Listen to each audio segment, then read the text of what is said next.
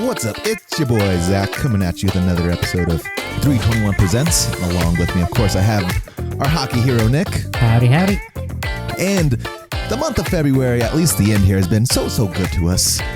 In fact, so good that we are going to start not in media because we have a lot of media coverage to talk about. We're going to start in sports, in the sports realm. Oh boy. Of course, today we are recording on February 27th. Happy Pokemon Day to all those who celebrate. We'll talk a little bit more about that later. We've got a lot of Pokemon content. For sure. But let's begin with the sports. Let's do a little bit of Olympic wrap-up. Let's talk about some heartache and heroes. For the Avs fans out there, our poor Nathan MacKinnon and Cale Makar were on the ice even for the bitter defeat of Canada's loss in overtime to Team USA for the gold medal in men's hockey at the Olympics this year. The first time Team USA has pulled that award since the infamous 1980 team. There's a movie about that team, I'm pretty sure. They got Kurt Russell for that movie, and it's a good one. There's going to be a movie about these guys for sure. They definitely won't wait long enough for it to be good. I imagine it'll be something more along the lines of the Kurt Warner one. Yuck. I guess that makes sense because that would, I think... That's about the same level of time I think they're going to wait. I don't know who has dealers or sponsors with the Olympics. I know Prime is... I don't know if Amazon is part of that anymore. I don't remember. I know they did the Summer Olympics. I don't know if they got the winter ones. It's been mostly a lot of Peacock. It seemed like it was NBC for the winter pretty exclusively. So there is hope. Potentially. So Team USA won the men's tournament, and one of the lasting memes of the event was the consolation plushies to the silver medalist. That is one of my favorite videos, is them handing... I'm pretty sure everyone got a plushie. Every silver medalist got it, but the Team Canada had some of the best visible reactions. The handoff to Nathan MacKinnon is probably one of my favorite potential memes to come out of the Olympics. Everyone is pretty certain that plushie has not come to a good end because, I can't imagine. Talk about just a little totem to pour all of your rage and disappointment in the moment into. I'm pretty sure they all got left in the locker. Yeah, probably. But yes, that was the final event of the Olympics. We got a fun finish to the figure skating events as well. I don't know if you saw Alyssa Liu. Our women's figure skating has been... One, they're all very entertaining people, and their media has grown. Social media has grown so much in the past couple weeks. But Alyssa Liu, her story and what she was able to accomplish, and just like we were tuning in occasionally to the figure skating routines because for those who aren't aware of the format, it's one of the best competitions to watch because you'll see people do incredible, amazing things that you wonder how the human body is able to pull off such wonder and majesty. And then the commentators will be like, disappointing. They'll want that one back. It's such a weird sport, and it's like so hard to judge, especially from where it's come from. It's very vibes based. It takes a real professional eye to even know what you're looking at, and to distinguish the number of turns because they happen so fast. But Alyssa Liu kind of cuts through all of that with just a real buttery smooth and confident performance. Like you can tell some of the other skaters like when they're nervous and tense and because it's the most important event of their life, and she's just out there vibing. Yeah, she's really just came back just to have a little bit of a good time, but she also knows that she is a pretty good ice skater, I would say. Yeah, the effortless confidence that is so endearing in athletes for sure. I don't know how much we want to get into how quickly Team USA kind of lost their goodwill after the win with all the locker room antics. But no, not the beloved Americans who have, I'm pretty sure, fought every Canadian that's been on the roster from the last whatever international play up through the bloodbath of what the NHL did with their little international tournament. Surely not those guys. Yeah. Okay, then we don't need to. And that's, I think, sort of the highlights of the end of the Olympics there, unless you can think of anything else I'm forgetting. Nope, I think that is it. The U.S. did come into second place, if you did not know. Fortunately, I do think they got beat up by the Netherlands, if I remember off the top of my head. Is one of those cold countries, cold European countries. Not Denmark, Norway. Yeah, was that one, the other end. The dominant team. There was, I think it was one of the Norwegian like cross country skiers. I don't know if you saw that. He was clocking like 20 miles an hour uphill in skis. It's crazy to like witness some of the things in the Olympics because my man is literally running on skis up a hill, which is boggles here the mind. Feels correct. Exactly. Nothing in that sentence should ever go together. Yeah, very wild. So yeah, that was fun. All Asian women on the figure skating podium, all Asian women on the snowboarding podium. The Koreans, the Japanese, and the Asian Americans all putting in work this year. Yeah, it's been an interesting time for the Olympics because, like you said, Alyssa Liu, who's Team China, also can't forget them. Yeah, they're always right behind us. Usually somewhere near us. They'll be the most angry if I forget them. So yeah, for sure, I didn't. But her story compared to, I'm pretty sure Eileen Gu, who competes for Team China, but was born here in America because China happens to pay just a little bit more for some of their athletes. Yeah, it's weird to see some of the blowback and hate on either side, but some people take the national pride a little too far. I'm always curious. Like there's a gradient, and some people find a very extreme side of it to be on. My nerd side is I'm ready for my Gundam federations, and I'm ready for Team Earth just to come on, and we'll take on the colonies. Yeah, absolutely. That's the beautiful dream of the late 80s and early 90s. But one day we will get there. Someday. Do you have any hockey news for us? As I do believe they're starting to ramp up again while we go through the sports. Yes, to give you a little paint a quick picture of where we're at coming out of the Olympic break. Wednesday was returned to NHL action. Most of Team USA missed Wednesday night, but not Brock Nelson, a true professional. You love to see it. Also, we were on a back-to-back. They've made us go to Utah to play the Mammoth, and then we had to come home to play the Wild. Kind of a rough 1-2 punch there. We took the first game, lost the second game. That's going to be kind of par for the course because we are looking at we're now down to 25 games in 49 days. And if you do the math on that, that is a lot of games. Feels like a lot of back-to-backs. And not many days off. They really want to pack in that hockey schedule. I think what they have to do is hit the TV window for the playoffs, and that means they can't bump the end of the season to accommodate the 3 weeks off we just took. Like, at that point, why would you just not like cut it a little bit short? Like, we know the Olympics are coming, we're going to cut it a little bit short, or don't have your professional let go. This feels like it's gonna be awful for somebody involved. Cause now we're gonna be rushing through the things. It's a gauntlet now.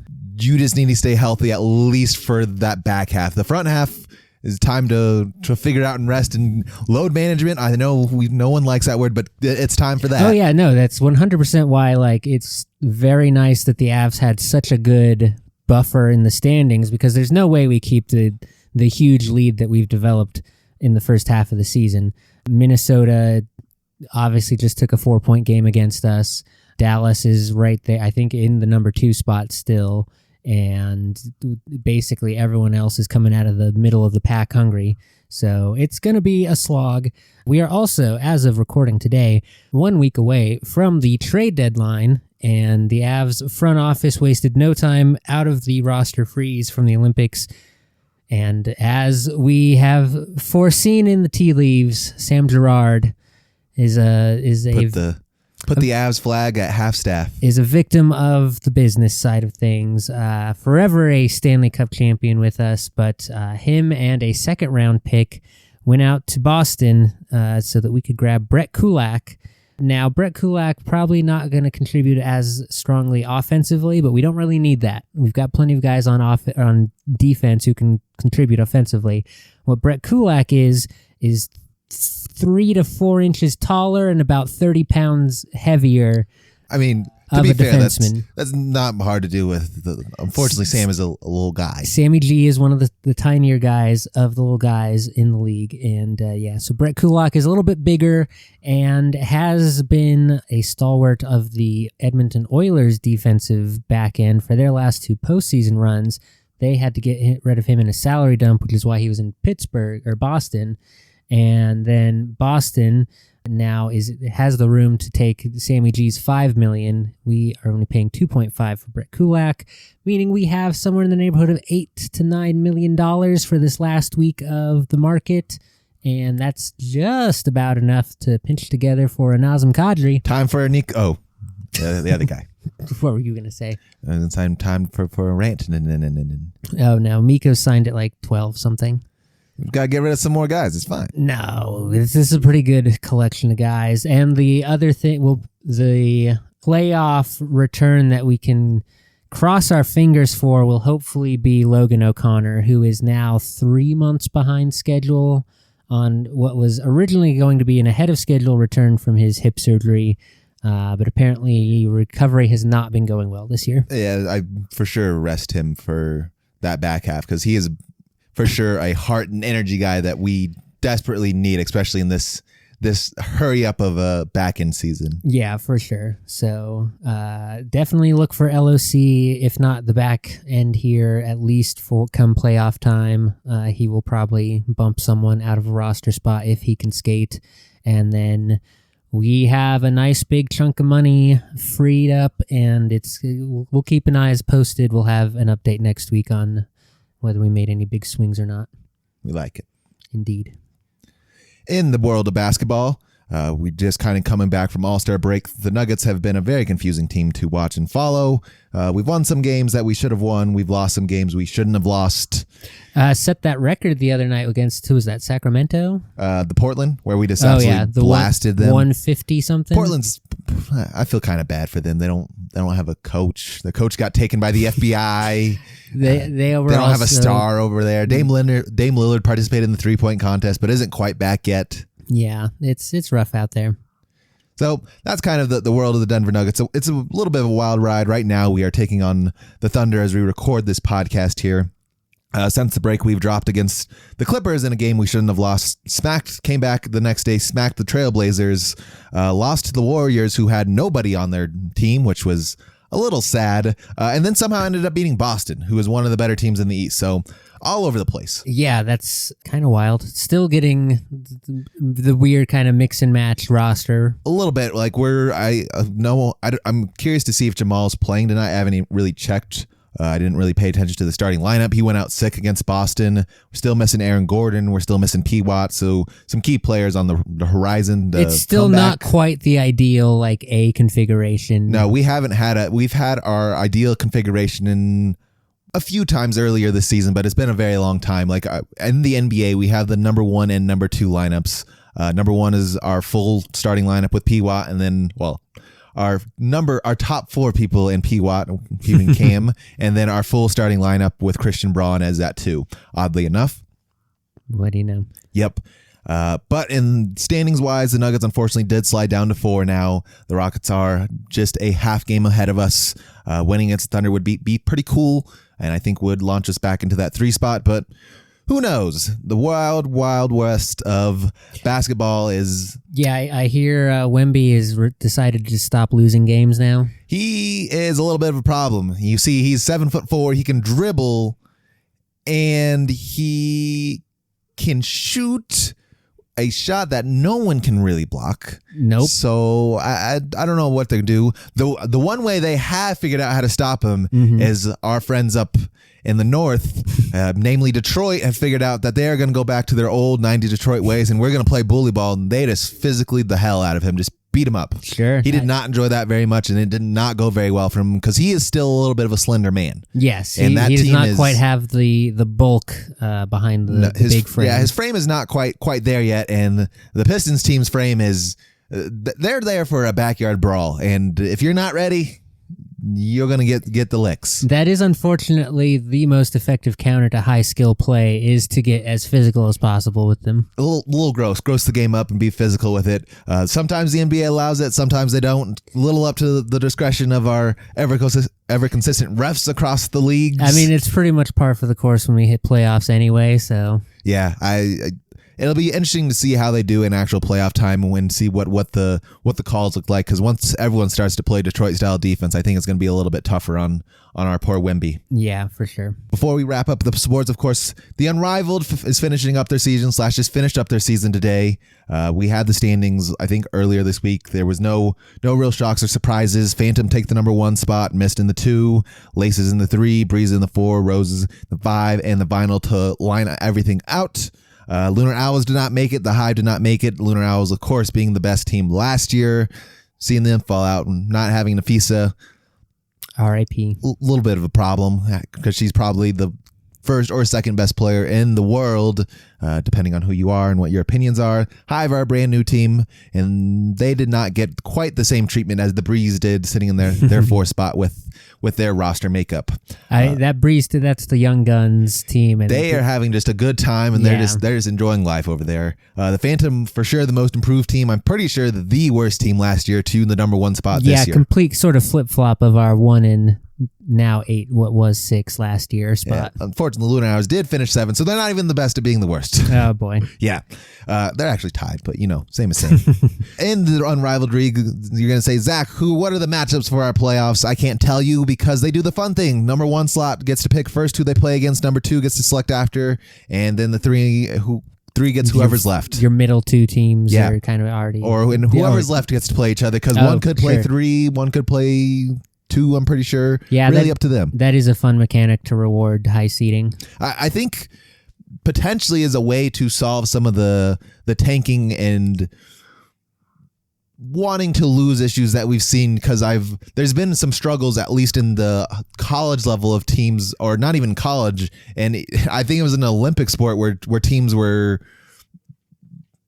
making themselves lose or dropping some matches for more favorable seeding to get their way into a championship, perhaps. Sure. Yeah, times when it makes sense to take a different path down the bracket, as it were, by not maybe competing at your hardest in certain matchups. Yeah, sometimes you don't always want to be the one because maybe that last seed doesn't suit you so well. That last seed's starting to pick up a little bit. We don't really want to see those guys. That would be a fun. I'm thinking of like how that, if you could apply that to the NHL, and that would be a way better way to get your seeding for your first round. I would like that a lot more for a lot of the sports. Like the NBA is a little bit, once you get after the play-ins and the wild cards, I think you can once you have the bracket set. Yeah, I think I like that a lot better. I think that is a better way to reward the number 1 team, right? Like you should be able to choose who your matchup is, and then kind of let the bracket play out. Let them play the mind games of who they think their best matchup is, and then who do you want to force to other teams? And then it's really up to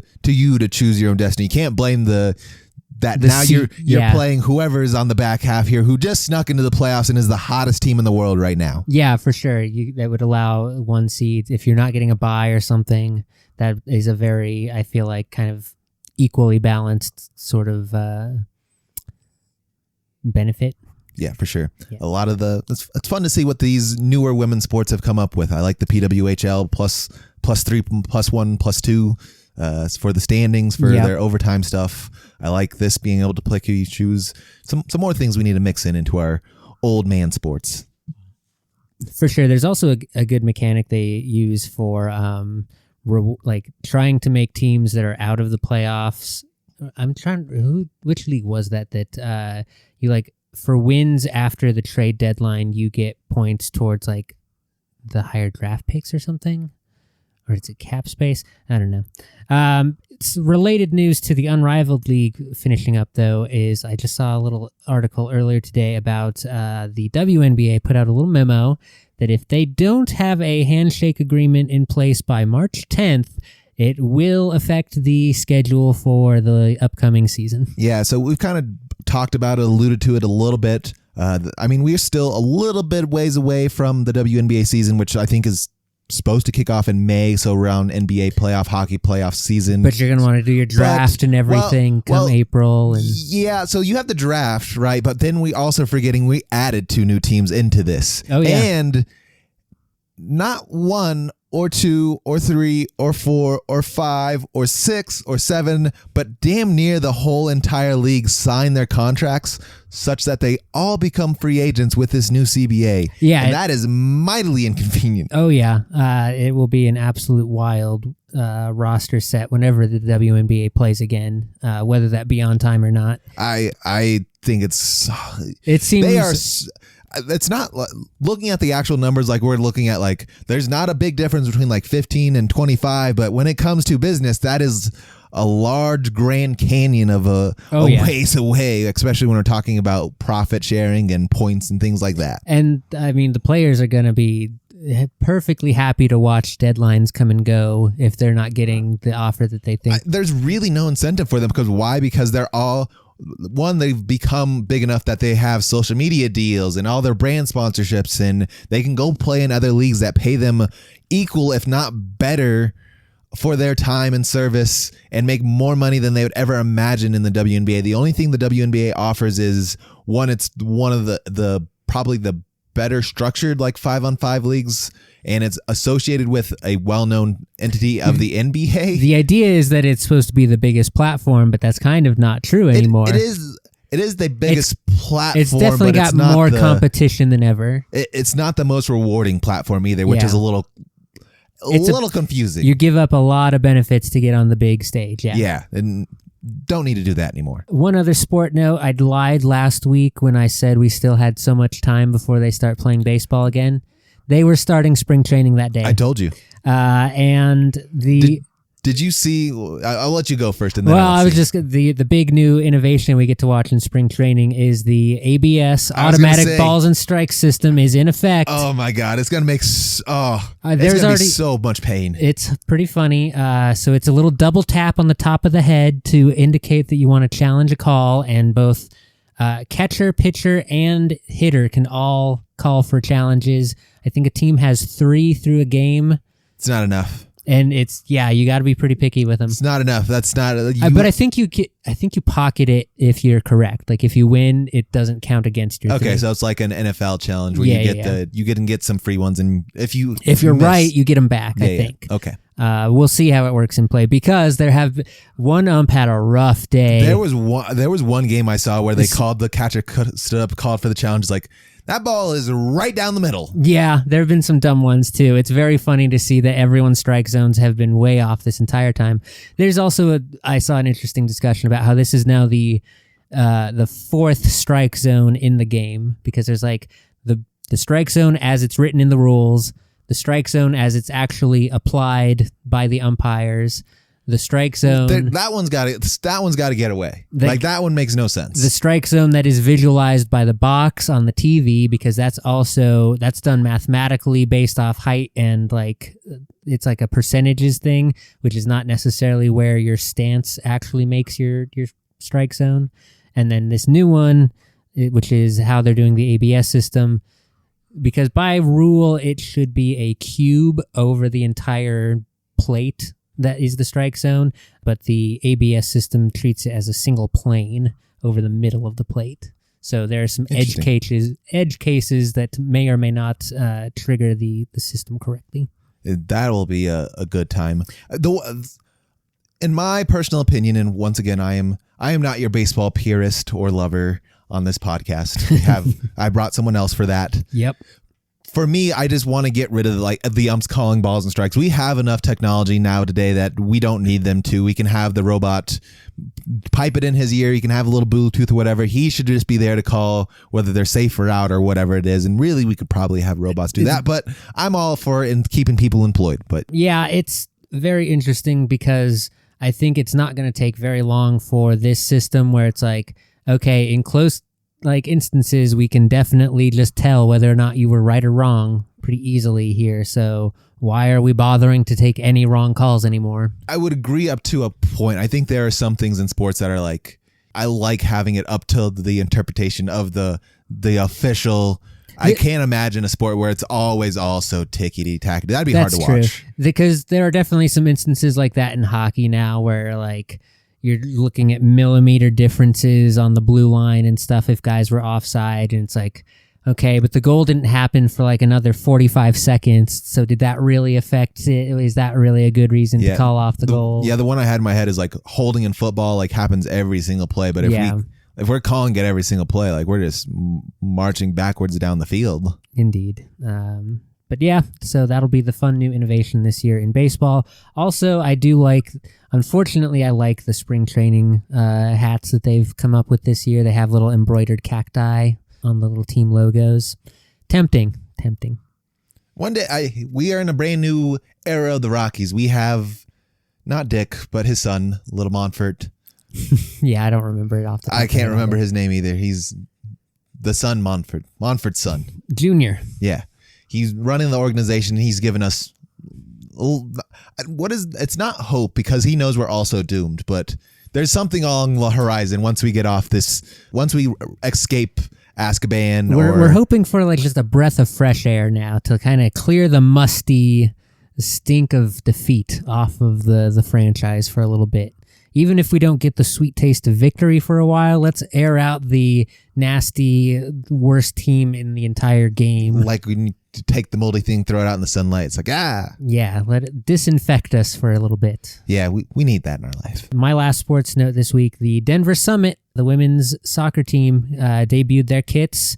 A nice forest green, not quite a deep dark green, but it's green and with a sky maybe water blue trim.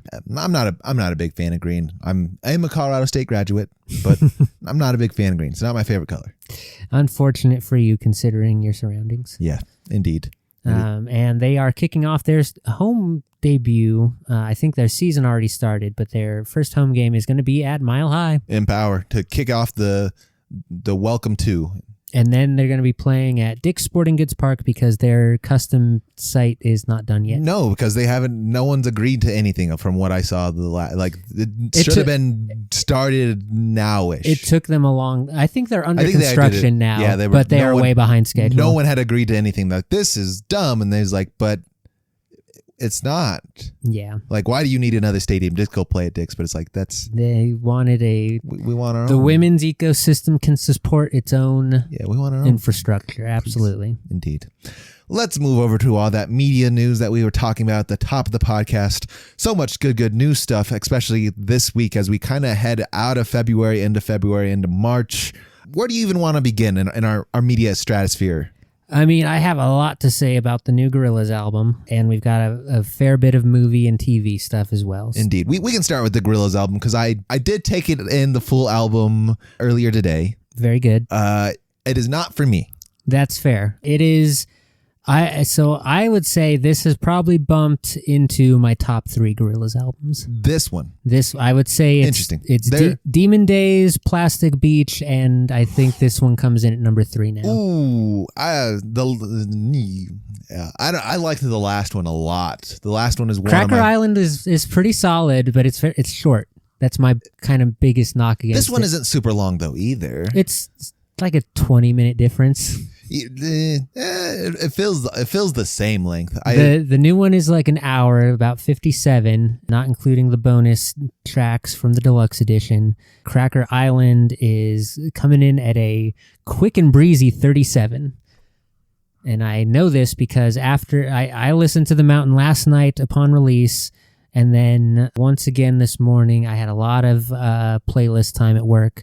And then I kind of went back in the discography. I went back to Humans, and I would say that's probably one of my less favorite. Yeah, I think there's the one good song on that one. I do believe. I have a couple off, but that's like it's an 18-track one or something, so it's not a great ratio. It's the first one. You gotta feel out the feels. Yeah. Well, the very very first one was the self-titled Gorillaz back in the day. Yeah. Okay, I see where to go. Yeah. Yeah. No. So this one is, I would say, an album that only the Gorillaz could do because it is a meditation on death and loss and grieving, because our 2 co-collaborators in the Gorillaz project, Damon Albarn and Jamie Hewlett, both had their fathers pass away like within 10 days of each other.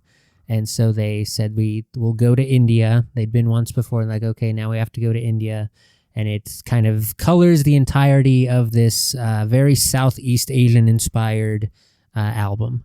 But the interesting thing that I looked into, because there's a lot of interviews and stuff with them now, because this is an album that is very themed around death and loss. Southeast Asia, it's very big in their culture. Very big. Also, the sort of cultural and spiritual hotbed of the world of the notion of reincarnation and the cycles of life and death, which is very present in also the little short film of traditional hand-drawn 2D animation that Jamie Hewlett put together for this. I don't know if you saw that yet. I have not seen that. I just took in the album. I wanted to wait to take in all the visuals before. It's a very gorgeous little love letter to traditional animation. Has some Johnny Quest vibes. Has some nods to the old Jungle Book Disney classic.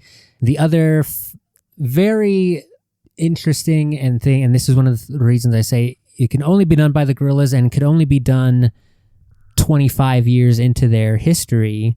They went back through all of their collaborators over the years, through 25 years of making albums, basically.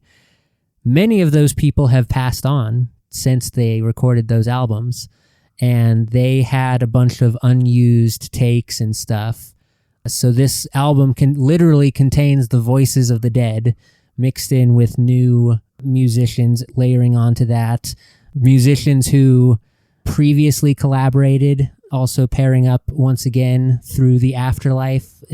Very conceptual level stuff that I appreciate. Something for someone who of an artistry level to enjoy. Oddly enough, we are on opposite spectrums of this, because usually I'm in like I want to take in all the lyrics and stuff like that. But for the Gorillaz, for me, are always like the chill bops, or the something to get me moving and going sort of energy, or sometimes this one Kaiser Permanente ad. That's why this one kind of reminds me of Demon Days more. And if you are familiar with Demon Days and the Gorillaz sort of lore, there is a pretty famous song, or they have a song about a mountain that's pretty important. That's fire coming out of the monkey's head, which we get whoever the voice, the spoken word person who does the story of the mountain called Monkey, where the happy folk live. That sort of little short story of a song can also sort of be applied through the entirety of this album, in terms of the cycle of the mountain being mined for its jewels that are the souls of all the good people. All that good stuff. It's Dennis Hopper. Thank you. That's correct.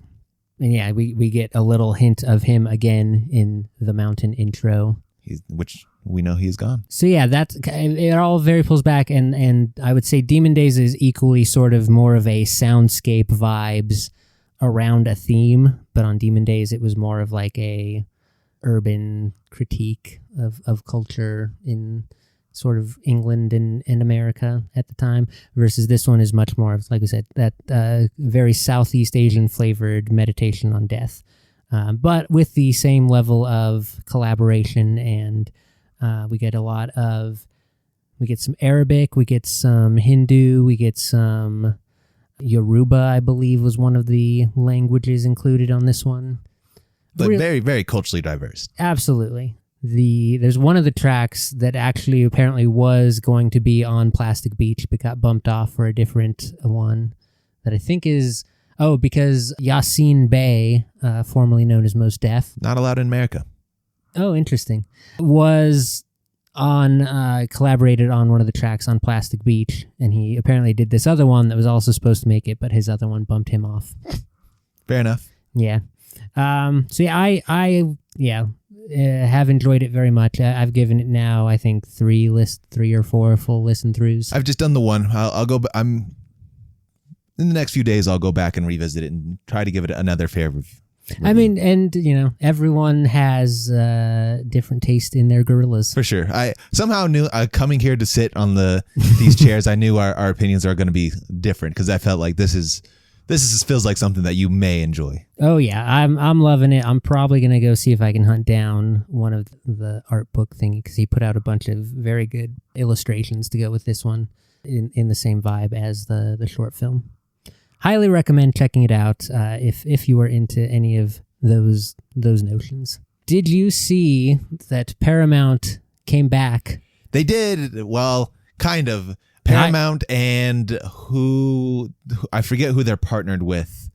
Skybox. Not familiar. Is that like a British? I think it is a British one. Because the headline I saw was that Netflix bows out of the bidding war after Paramount puts up $111 billion for Warner Brothers, and in the same breath they were like, and Warner Brothers just announced that in Q4 of 2025 they lost $250 million. It seemed just like, from what I heard and what I think the insiders got, was Netflix was like, it was a nice to have, but Paramount just became annoying and they kept trying to spike our prices and it's just not worth it anymore for us. Where we're not that invested in it. Yeah, where for Paramount it felt like this was a life and death sort of thing. To be fair for them, they were probably right. From their point of view, they needed to kind of kick and struggle like this was their last swing at things, because Netflix definitely would have tried to get them out of the TV game. I mean, that's what the whole bid for the WB is like, to try and be like, everything streaming, and we have the big market on that. And now we will come into the television too and dominate that. I don't know how much they were. I'm actually curious what their plans were. I don't know how much they were or cared about the television. I know they were more invested in like the movies of it. Like, we want to take the movies out of the box office quicker, which is like, what if we didn't do that? Paramount's like, me no likey. Yeah, there definitely would have been a looming threat of Netflix owning the WB lot and everything involved with that. I'm a little sad, but I'm interested to see what Paramount does with all the Warner Brothers stuff. And this is all still caveat under getting federal congressional approval. And do you all know that. how wild this sounds? Especially, well, to us in 2025, this doesn't sound like crazy at all. But imagine back. Let's take ourselves back. 1950s, 1940s, 50s, 60s, 70s. Any time before Netflix, that Paramount and Warner Brothers are about to combine to become a one company sort of deal. Oh yeah, I mean, it's basically what AOL Time Warner was back in the 90s, late 90s, early 2000s. It's kind of that level of, and it didn't last. They get too bloated, and then everything gets bad, and they lose a bunch of money, and then they go their separate ways again. Me and you happen to be old souls, and there's been a video game that I'm playing that's like, you build up your movie studio essentially, and it's like, it's insane to me to think about like these two at one time were so massive, and now in the distant future where we still don't have driving cars. I'm sorry for those people in the past listening to this. It's a weird thought. I mean, have you seen regular drivers? I can't imagine it being airborne. Fair enough. Other little media thing that I had this week, that we got a new announcement of a new Evangelion series coming out of Japan, and this one from Yoko Taro, who people in the gaming world might recognize as the creator and writer behind the Nier Automata series. So those are already their own sort of existential machine versus human, hours and hours and hours of layers of different endings and good ending, bad ending, all sorts of stuff there. I don't think there's a more depressing anime or manga that I've ever been through that's not named Evangelion. I mean, Berserk is up there, but even that one's not nearly as sad. It's sad, but Evangelion feels a little bit more sad. So, because Evangelion's the original run was premised around the porcupine dilemma of, is the shame of being known and observed worth the value of being an individual, or is it better for us all to just be one big blob of human consciousness? So have you seen the remake movies from the last? I did a watch of the remake movie. I've never seen the original one because the remake movies do a good enough, and one, it's short enough that you can just watch the remake movies and it's nicer and cleaner animation. I shouldn't say that. They look the same. It's just brighter. I like the brighter, more they're saturated colors. It's interesting because the Evangelion world is now basically canonically like a fable where it's the same characters, but it's slightly different variations in each telling. The manga is a little different than the anime. The anime has 2 different endings. There's the broadcast 3-episode ending from the series, and then he came back a few years later and did End of Evangelion, which is the first movie. And then the remake series is... The first movie is basically the exact same intro as the original, and then it sort of branches into an alternate, another like version of how things could go. To me, if I remember correctly, they were like close, and they're not too widely different. The movie is at a completely new character. Yeah, but sometimes that just happens. And instead of Nerve getting spoilers for a now almost 30-year-old anime series, instead of Nerve getting wiped out by the world Japanese government or something at the very end, Misato leads a mutiny against Nerve and fights a counter rebellion against them, and is the architect or the leader of the Evangelions with a big crazy flying skyship. It is kind of fun that they did do that. I guess I wasn't paying attention because like it all feels similar-ish enough. Yeah, but I do like the idea of that like each retelling is slightly different and has like a little bit of a different path. Because in the original series ending, when Shinji is dipped into the... what is it called? The Human Instrumentation Project, which is Nerve's big... well, no, it's not technically Nerve. It's SEAL, the even secret organization behind the secret organization who melt everyone into one big human consciousness goop. And we see like a few other... There's basically one version of it where it's like a slice of life anime with all the tropes of like the... I'm late for school. I've got to run. Oh, run into someone in the crosswalk. And it seems like that's kind of the flavor of what the new series that we're getting is going to be. That don't work. No, it's going to be great. It feels wrong. It's going to be great. Sure. Shinji will still not want to get in the robot, but also we'll see more of their actual school life. No, Papa, please.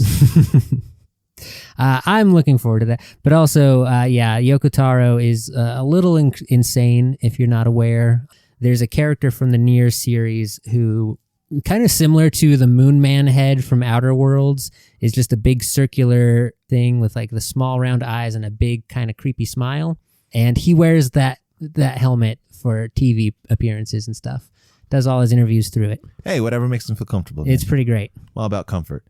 Speaking of new things, of course, for all you old people now, I'm speaking to you people of Nick's age and my age. New Scrubs is out. Yeah, millennials, get on it. It is. And actually, I only the first 2 episodes are out to enjoy. So you have about a full hour / really, it's truly only about 45-ish minutes. Yeah, there's still like 20 something. But it's an interesting story that they're going for. For the most part, it still feels very Scrubs like it's the formula.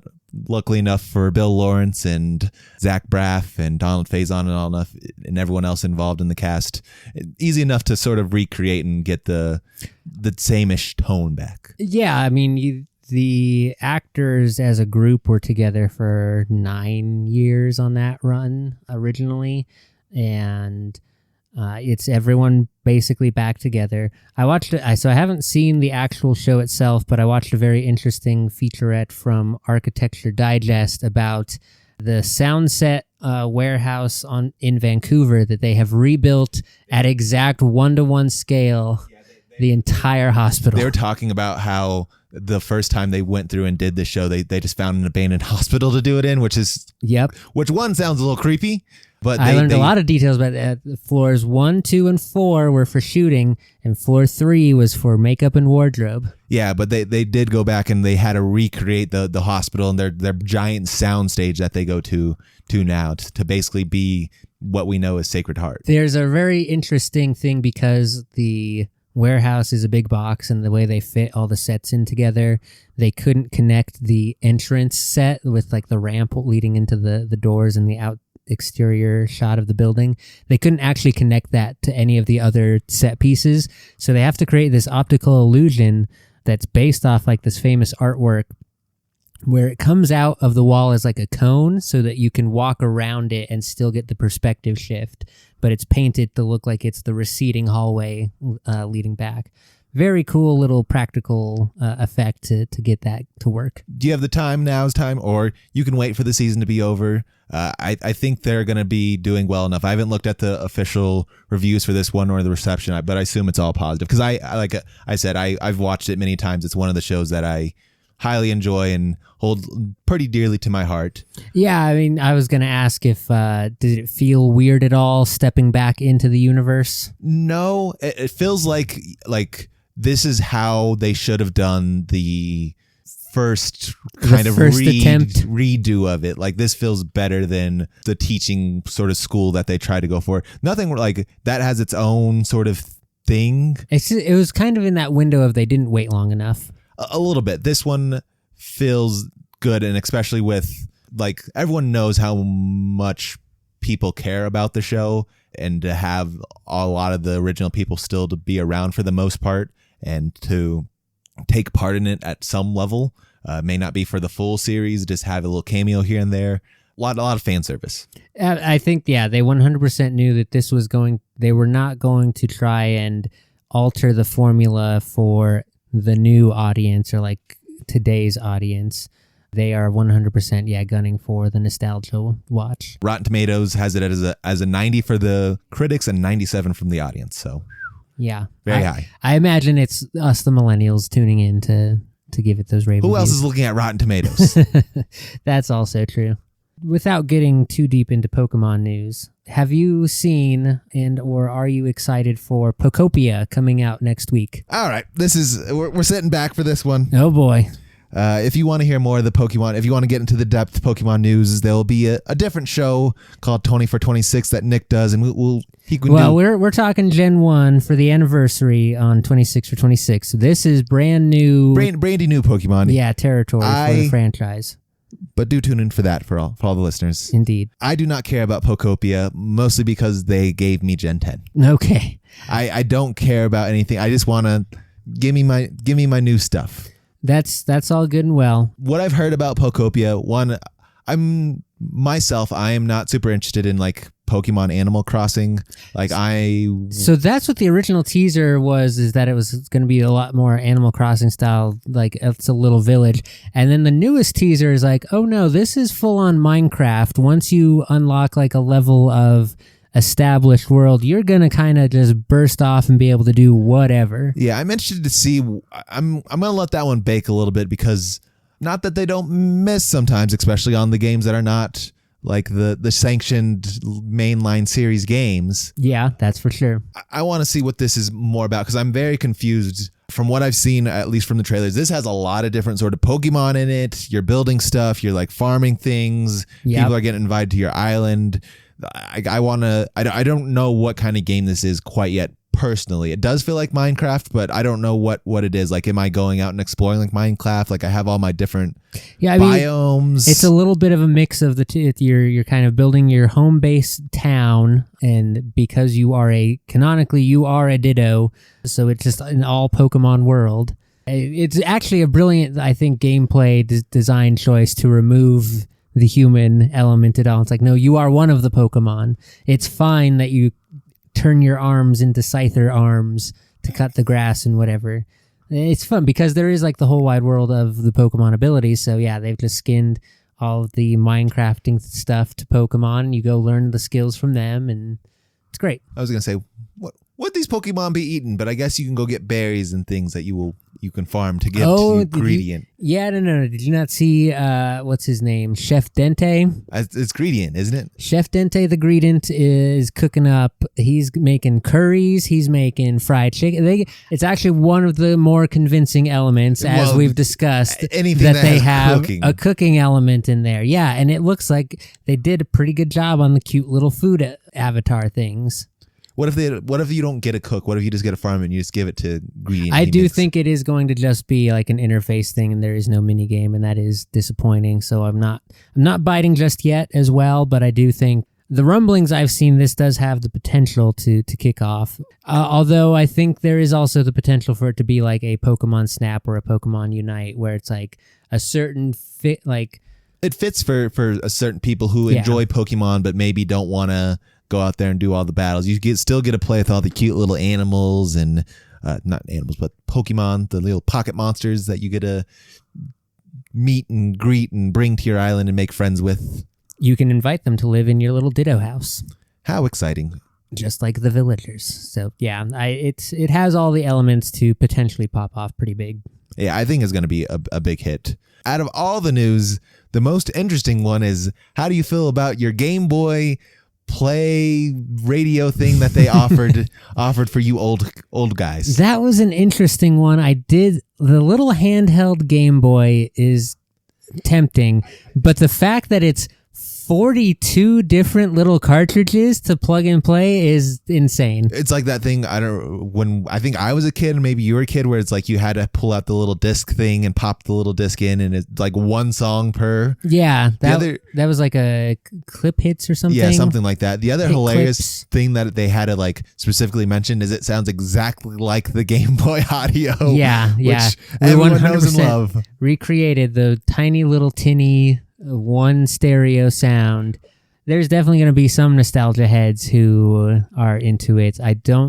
I'll wait and see what the price point is, but I don't think it's for me. It's so hilarious. I like the novelty of the little Game Boy and the little cartridges is fun, but that's kind of what the Lego Game Boy is also fulfilling. So no. This one plays all your favorite songs. You see. Oh yeah, like do do do do do do do. I don't necessarily need that on demand in my hand. Loop. Yeah, no. Plus, it's also going to be in Pokopia as one of the things they teased, that they'll have all of the in-game music as well. With Rotom DJ. DJ Rotom, who will be pumping those classic tunes. And I don't know. So the related tangent, because I think we mentioned this last week, that Fire Red and Leaf Green made their way to the digital eShop for the Switch at a $20 price point, which I'm tempted. I'm slightly tempted. So the funny thing about that is I don't need to pay $20 because I still have my Fire Red cartridge. You do, but also you can't play it on the Switch. I want to play it on the only reason I get it on the Switch is because it looks like it's, I wouldn't say more clean, but I get to play it on a bigger screen. The screen size I could see the argument for, but because it's literally the same base game and they haven't tweaked anything, they say that they will make it compatible with Pokemon Home in the future, but that's not really something I've bothered to keep up with. I had Pokemon Bank for a while back in the day, and then when they Pokemon Home scares me a little bit. When they're like, you have to transfer it over now, and I was like, I didn't have that anything that good in there. The scary thing is once you transfer it, it's gone from the original for. Well, yeah, it's gone for the original for good. You don't get it back, which I don't like. I want takesy backsies a little bit.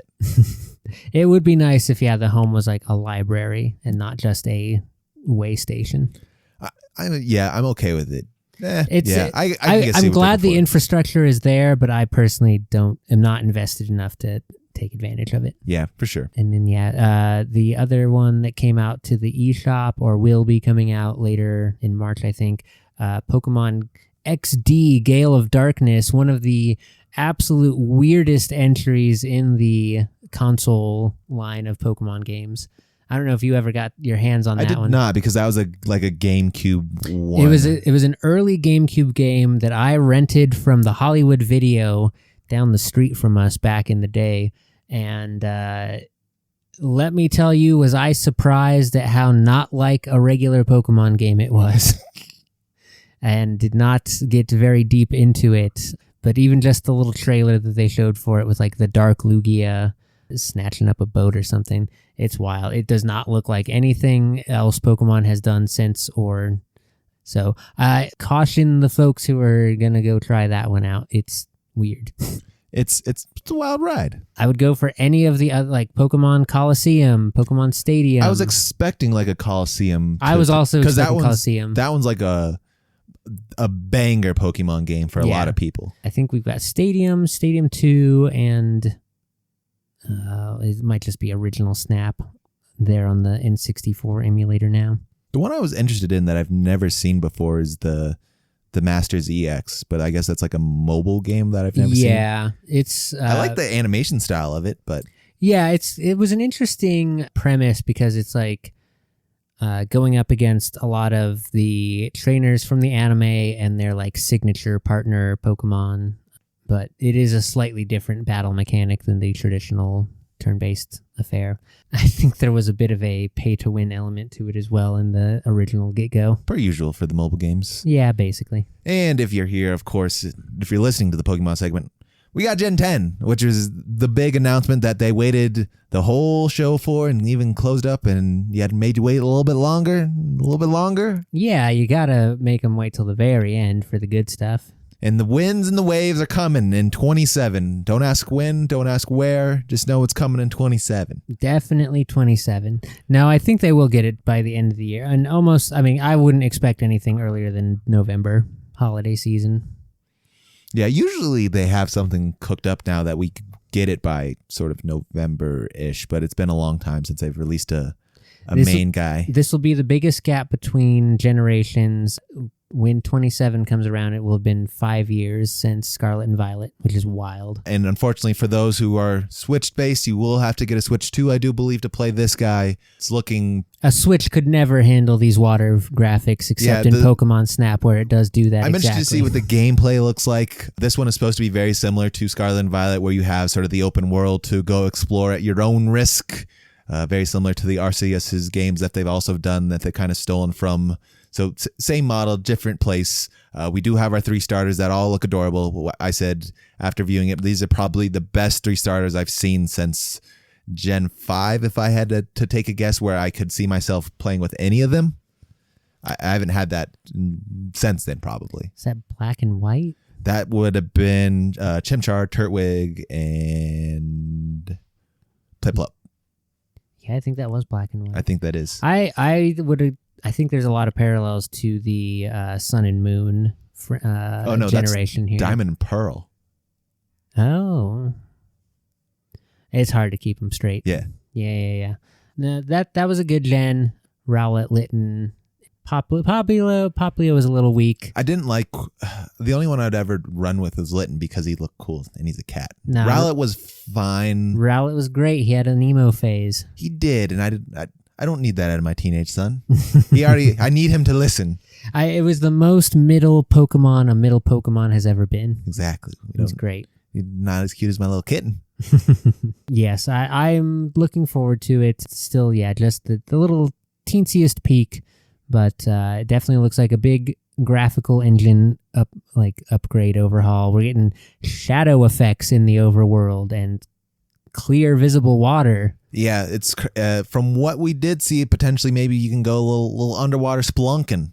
I definitely do think there's going to be some underwater exploration, which is a avenue they tried once before in like Gen 3, apparently. I have vague recollections of it. The dive. Dive was an HM move, and there was actual exploration under the water, but I do like that element of getting to see the water Pokemon in like a more realistic environment. Yeah, I'm interested to see which Pokemon come back for this and who they include. We're definitely getting some new ones. See if we're getting up to like 1,100 now. I'm curious, like we have enough now that you don't really need as many new ones just to sprinkle here and there. Like you could only like 20, 30, 40 new ones, I think could probably be good. You can fill out the rest of the world with a bunch of choose any of the other 1,000 that we have. Well, and the new trend has also been to do the expansion through alternate forms of pre-existing Pokemon. So I do like the idea of having different forms of the Pokemon. Like I love me and Alolan Raichu. Let me tell you, I do, and we know he's going to be available in this new one. The alternate forms, are a very nice way of refreshing the old. I would classic like roster. some more of those guys. I imagine we're going to get at least a good dozen. Alternate or regional. The one they can keep is Rockstar, Dugtrio, and Diglett. No, Trash. That was a pretty good joke. I like that. It was a Three Stooges joke. Trash. If you had to pick right now, which one of the 3 starters are you going with? That's tough. Knowing nothing about their second or third forms or possible future typings. I think Chowbomb probably. Chowbomb I like. He just looks adorable, and I think he has good potential. And I'm always down for a fire type. if not him, I could see me going little lizard form. I think I'm leaning gecko to start. Gekwa.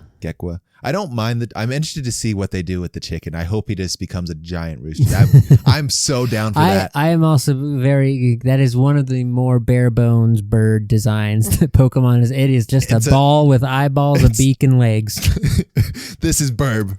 So there's a lot of room for exploration in that evolution tree. I'm so hoping it's a rooster route. Just, do you know how awesome a big rooster would be? Like a giant rooster? That'd be sick. Giant grass rooster. Could be interesting. If we did a little research into a lot of people I think this is the Indonesia Pokemon region, essentially. So there might be some chickens there. Yeah, for sure. I'm sure they have some interesting regional variants. Have to look into. Any other news you want to cover before we wrap? I think that was everything I put together for this week. Awesome. With that being said, wrap us up. Thank you, everyone, for sticking around for another episode of 321 Presents. If you'd like to listen to other episodes of 321 Presents, any of our other podcasts on the 321 network, including 26 for 26, which will have a new episode out by the time you're listening to this. And then I think I get a week off next week, finally. After a very busy February. Other great shows like Let's Take a Journey and This Week in Sports still exists in the feed as well, but it is technically still this podcast. It is slightly retired. But, actually, that's a fun way to go back in time through the This Week's in Sports. Anyway, you can find all of those great shows at our website, 321pods.com. You can find us on the YouTubes, on the socials, all those links on the website for you. And we would love to hear your feedback on the show. Any comments, any feedback, any bits you liked, bits you skipped, let us know. We'll stop doing them if you're skipping them. But that has been our show this week. I have been your co-host Nick with our excellent shaboy Zach. And they could not hear your finger salute, but that was a very good little sign off there. We'll see you guys next week. Adios.